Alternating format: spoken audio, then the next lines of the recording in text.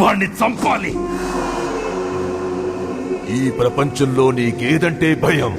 చావంటే. ఆ చావుకి వాడంటే భయం. నేను పిలిస్తే భూతాలే పలుకుతాయి, వాడు పిలిస్తే భూతనాథుడే కదులుతాడు.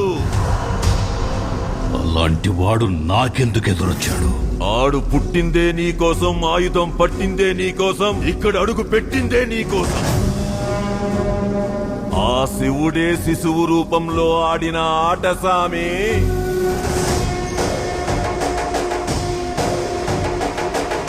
నీ ఉప్పు తిన్నా ఈ ముప్పు తీర్చే వెళ్తా, నమ్ము.